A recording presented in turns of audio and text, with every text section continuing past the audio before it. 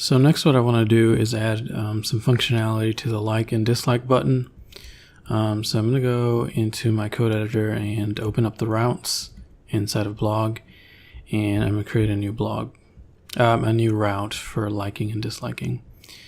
And so I've already shown you kind of like how to test things with Postman and how to be really thorough with the code. So I'm not going to get into that because it's just going to take a long time. So I'm just going to create this directly, and I'm not going to do any testing. But you always want to test this each step of the way. It just makes it easier because you don't want to get to the very end of 200 lines of code and then it doesn't work, and then it's going to take forever to debug. But so for the like, it's going to be a put request, and I'll say like blog.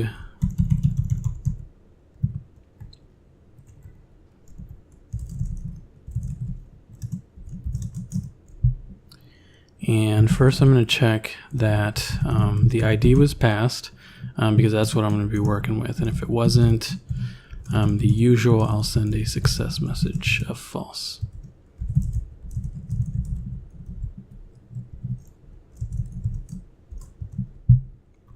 Then I'll go ahead and search for it. Oops.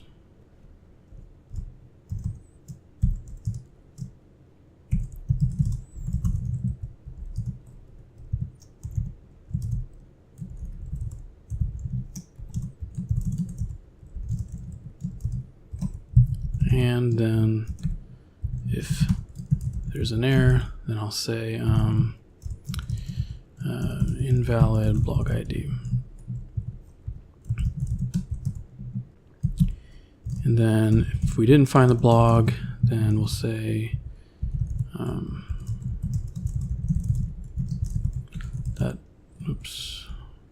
that blog was not found.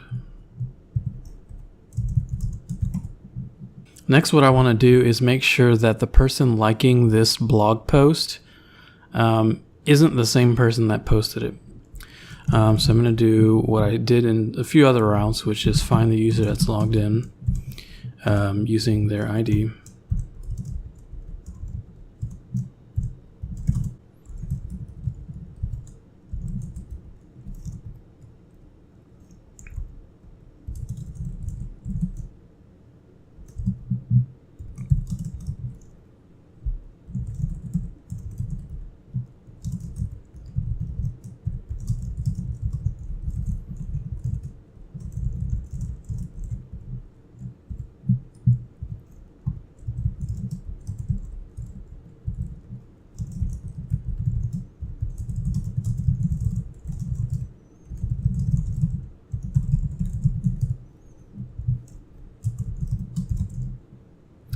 Okay, so once we've verified that the user was found in the database, we're going to do the comparison. So we'll say if user.username is the same as the blog's creator, then we'll say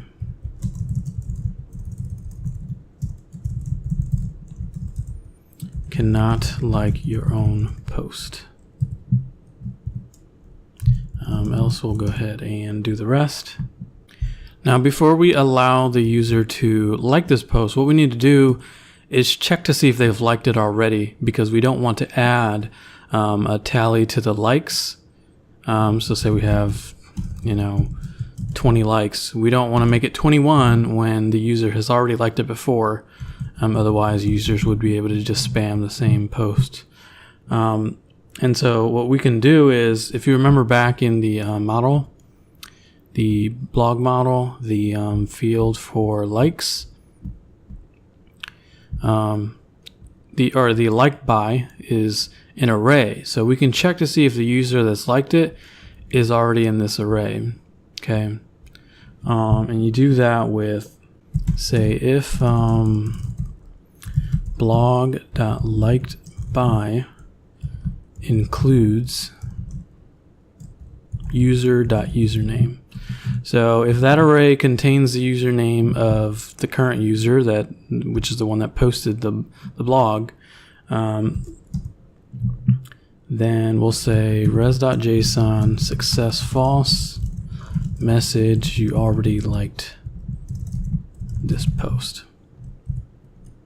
Now they're never going to see this message because on the front end we're going to customize it so that they can't even click on the like button if they've already liked it, but we just want that just in case. Alright, and so here is where we can basically do the modifications. And so the first thing that we need to do is check to see if the user has disliked this blog before. Because if they did, what we need to do is remove their name from the dislike array and then take one away from the tally of dislikes, right? So say for example, a post has 20 dislikes and a user comes along and dislikes it, and so it becomes 21. And then the array now has their username, right? So when the user hit like, what we need to do is check to see if they've disliked it before. And so if they have disliked it, we'll remove their name from the array, and then we'll set this to 20, and then we'll increment the likes, right? So the likes will go up, and it'll add their name, their username to the likes array. All right. And that's so they can bounce back and forth between likes and dislikes. So we'll say if blog.disliked by includes user .username, then what we want to do is go ahead and subtract 1. So that's going to be blog.dislikes, and let me verify that is exactly what I used. So I'll just go to the bottom here. So it's actually all lowercase, dislikes and dislikes by. So dislikes, and we'll increment, lower it by 1. Okay. Next, what I want to do is look for the user in that array, in the disliked by array. So I'll create a const and name it array index. And what I'll do is look in that array. So it's disliked by is the name of the array. And so I'll get the index of wherever that user is saved, right? So basically what this does is, say for example, we have an array, right? And these are all the users that have disliked it, right? So we got 2 users here. Well, what I'm doing here is searching that array for the user that's currently liking this post. Say it's Adam. And so what I do is I get the index. So this is the 0 index, the first one. And then Adam would be the 1 index, right? The second element, but 1, right? Because arrays work, they start off at 0 and then 1, 2, etc. So I'm searching for that array, that way I can remove it, or for that index rather. So then underneath this, what I'll do is I'll say blog.disliked by the array. I'll use splice to remove it, and all you do is pass in the index that we found, and then 1, right? And that's basically how many elements you want to remove. And we're just going to remove 1 because we're only doing 1 user at a time. Afterwards, I can go ahead and increment the likes, and then I can push their username into the liked by array. Okay, so liked by, push, and then push in their username into that array. Afterwards, I can save.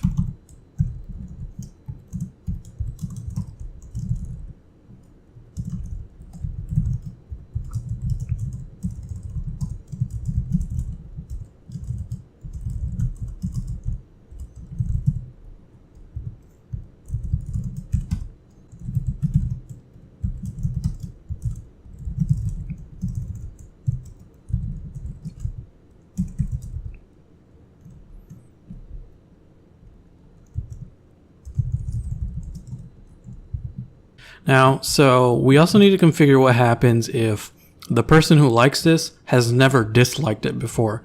So right now it's only searching, it's only performing this if the user has disliked it before. So we need to add an else here in case the user has never even touched this post. So we'll just add else right here and basically do the same thing, but without the dislikes part, right? So I'll just copy this portion and paste it in here. All right, and that's all we need to do. So let me just fix some of this up really quick. And then, so what I'll do is I'm going to copy this and do the same thing, but with dislike, right?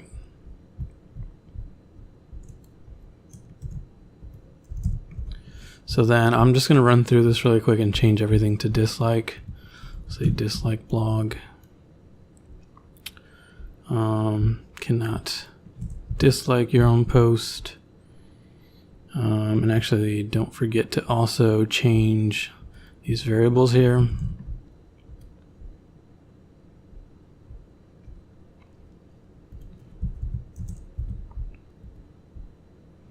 Well, it's going to be the opposite. It's going to be liked by. And instead, it'll lower this.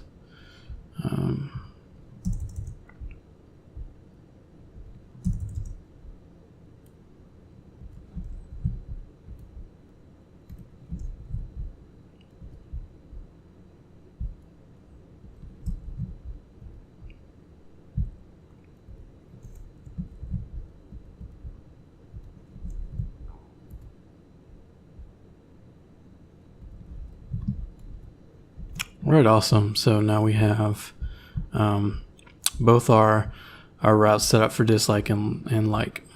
So I'll go ahead and close that out. And now we can go into the front end and implement that. So I'll go into client, source, app, components, blog, and then inside of our blog component here. And so inside of the services, inside of blog service, I'll create two new ones for liking and disliking. And I'll name it like blog. And then I'll pass in the ID. Then I'll create a blog object and name it blog data. And I'll just pass in the ID and sign it ID. Then I'll do the same, but with dislike.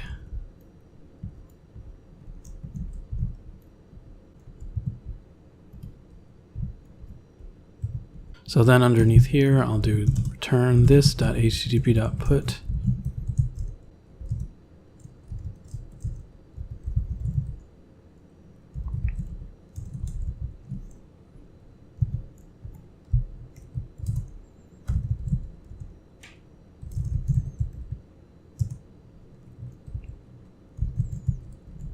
Oops.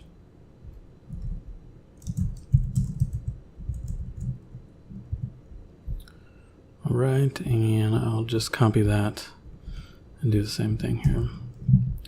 Change this to dislike blog. So then in the blog component.ts file, I can add the two functions to like and dislike. So I'll just do that at the bottom here. Right here. So I'll add, I'll just say like blog, or maybe like post. Well, I'll do blog.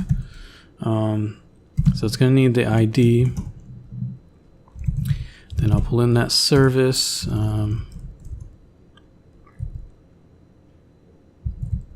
Like blog, pass in the ID, and then subscribe. And we don't necessarily need to configure success or not. So for right now, I'll just do get all blogs. Okay, and then I'll just do the same thing, except dislike.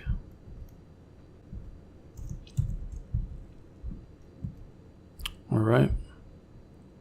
Now, if you go over to the HTML, you'll notice that at the bottom, when I originally made this, what I did was I hard-coded the number of likes and dislikes. So I need to go ahead and change that.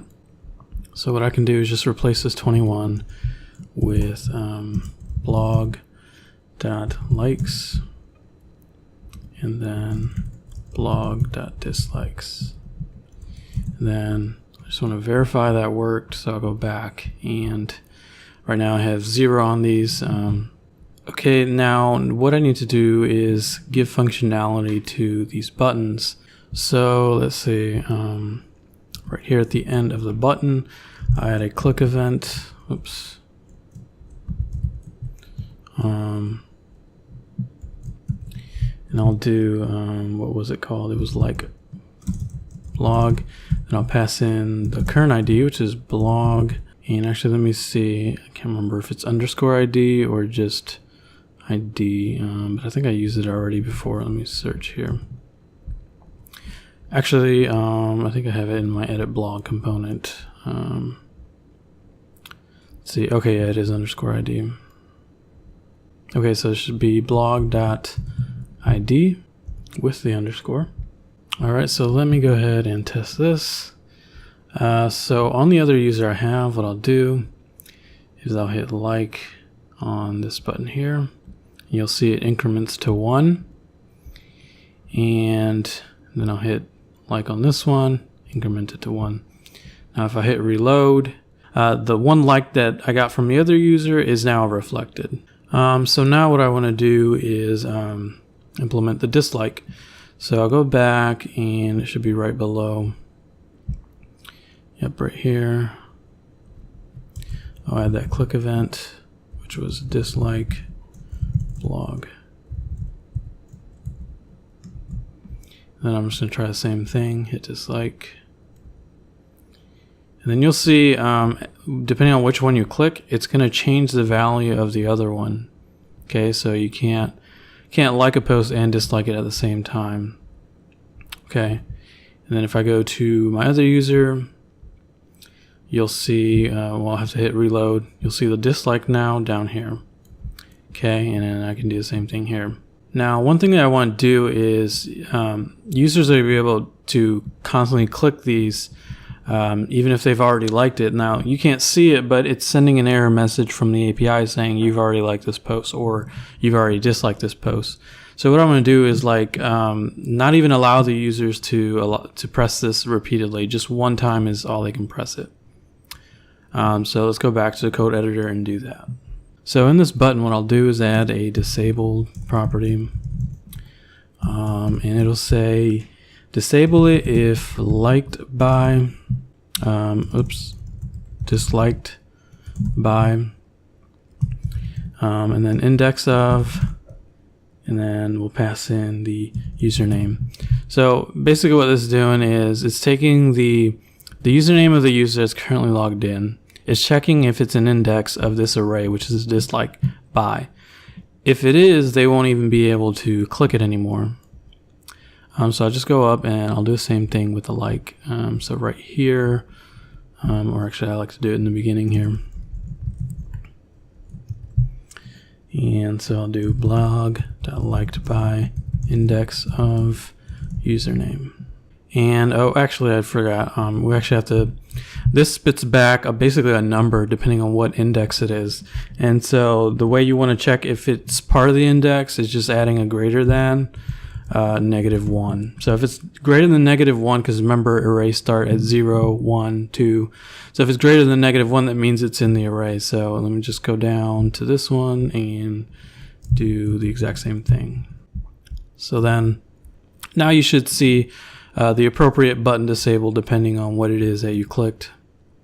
Right, and you'll see as I switch back and forth, depending on what's active or what's the latest thing that I clicked, that's what becomes enabled or disabled. Now the last thing that I want to do is, instead of showing these hard-coded users here, what I want to do is actually grab the users that have liked or disliked the post. So I'm going to go to the HTML, and these are the 3 hard-coded users that I put. So I'll just get rid of 2 of these. And instead what I'll do here is pass in ng4. And we'll say, we'll call it the liker. Actually, this is a dislike, so I'll say disliker. So we'll say disliker of blog.disliked by. Right, because this is the array that has all the users that have disliked it. So then here, instead of that, we can pass in disliker. So then here I'm going to change this to router link. So I'll say router link. And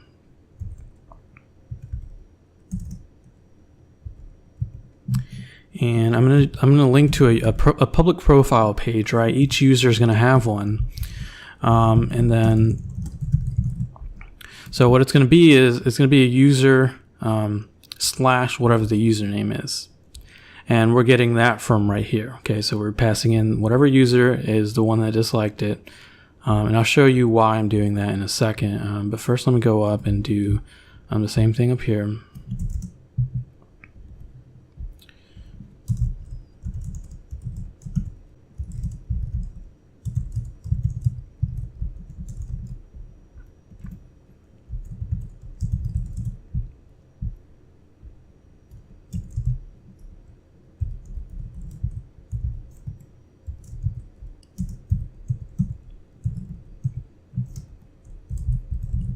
Whoops, this should be in double quotes.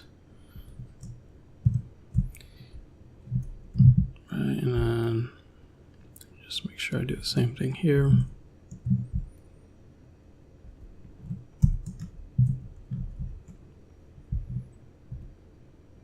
All right, so then now when you hover over, you'll see the users that have actually liked or disliked, right? So if you hover over dislikes, you'll see nothing comes up. So I'm going to click dislike, and then you'll see now my name hovers over that. And so then if I go over to my other user, now when I hover over dislike, you'll see the other user. Okay. And so right now these links don't work, but you'll see it down here at the bottom. It links to the user's profile. And so we'll build that. And it's really simple to do. So I'll just go to my terminal and go into the Angular side, and then I'll go into source app, and then components, and then I'll generate one, name it public profile. So then in the back end, let me go down, I'm gonna go into the routes, into authentication. And then down here under get profile, I'm going to create another one that's going to be router.get public profile.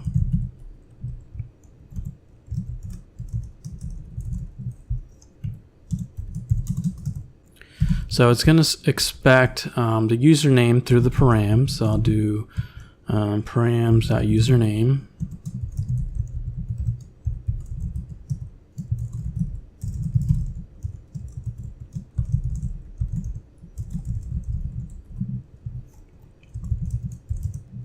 Then I'll go ahead and search for the user that was provided using the username from the params.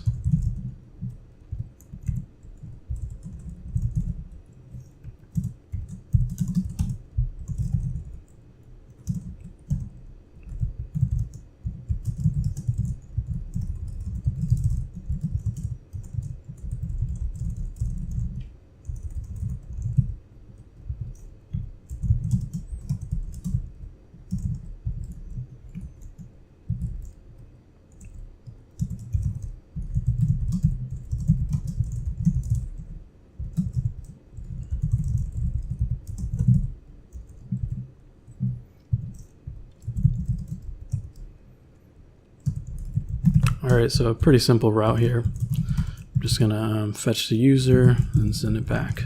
And actually I don't even need a message, I'll just send the user. Now I don't want to send back the entire user. So what I'll do is up here I'm gonna add a parentheses to the end of this object and say .select. And then I'll just add .exec. And then pass in a opening parentheses. So then here I specify what I want to grab, and all I want is a username and email. Don't want anything else. Okay. So then I'll go into my services, and let's see. Do this on an authentication service and go down to the bottom here. I'll do it right underneath this one. Get public profile, create those headers, return this.http.get.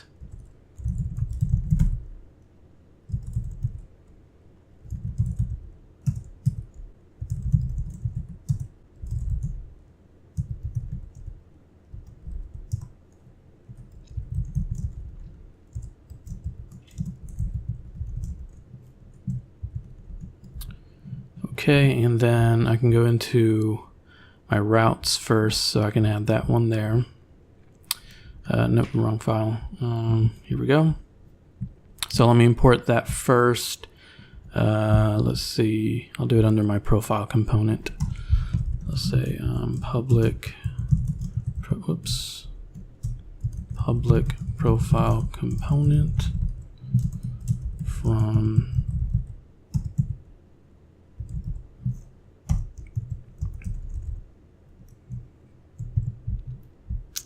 and then I'll create that route.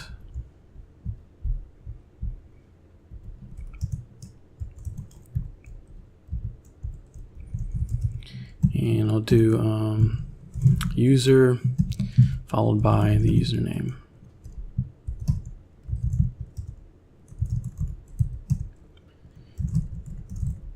And I'll make sure the user is logged in. Okay, so now in the public profile component, I can go ahead and add that. So I'm going to import a few things here at the top. First, I'm going to import that service we just created. That was the auth service.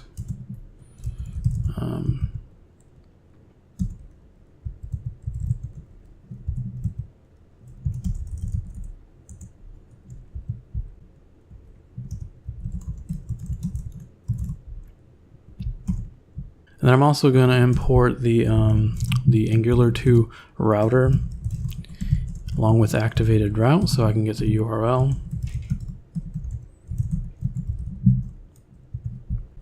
Just pass that here.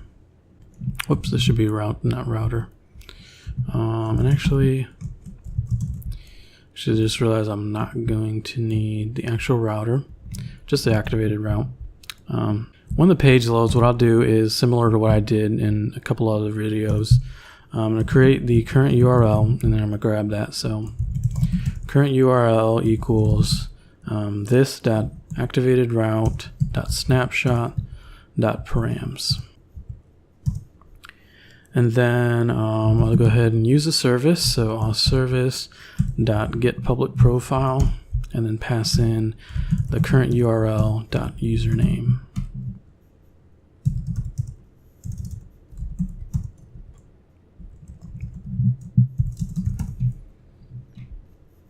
And then I'll go ahead and assign that here so we can use it in the HTML, and then I'll have to go ahead and create that up here.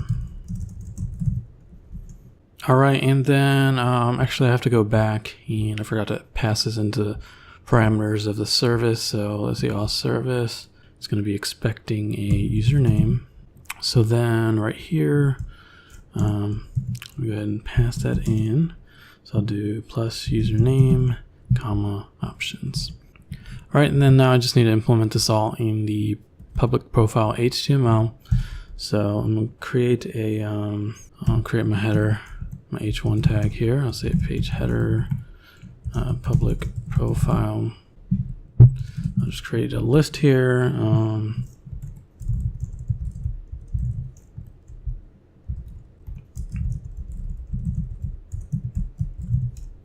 And then here, I'll say username. Oops. In fact, I'll say username. User.username.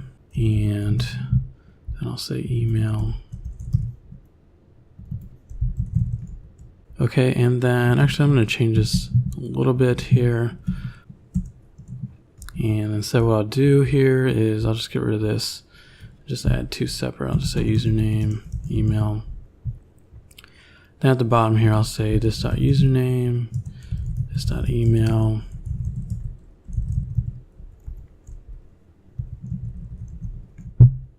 All Alright, and then one last thing I forgot to do, if you go back to, let's see, the authentication route, I forgot to pass the parameters here. So we just want to add username here. Otherwise, there's no way to grab that here. Alright, and then finally, you just want to test that, go over and hover over one of these buttons. And then if you click the profile, it'll load the public profile there. And so what I'll do is I want another user in here apart from myself, because we already know we can view our profile here. So I'll go over to my other user and I'll just dislike that same post, and you'll see my name is there now. So if I go back over to the other user, it's not going to appear, so I'll hit reload, and then I'll click on that profile just to make sure that it is loading that profile. And you can actually just hard code the username up here in the URL and then just go to the page like that.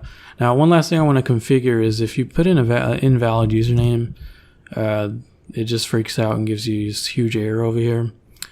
So we just need to configure something on the back so that in case there's an error. So let me close all this stuff out. And yep, we don't need any of this right here. So this is the public profile, and so what I'll do is I'll create something that says found profile, set it to false, and so I'm only going to show this right here if the profile is found. So I'll say found profile. Okay, so it's only going to display this if the profile is found. So then I'll create a custom success message here, or I mean error message. Whoops, didn't mean to open that. So I'll go into, let's see, the edit blog, because I know I have that custom message here, so I'll just copy that same one. So we got message and message class. So I'll create those here. And I'll specify here, I'll say right here. So I'll say if data.success is not true, then I'll set those error messages, which is message class, alert danger. There we go. So now you'll see an error message instead of the application crashing if the profile is not found. Alright, so then in the next video, which is probably going to be the last video, I'll show you how users can post comments and view each other's comments.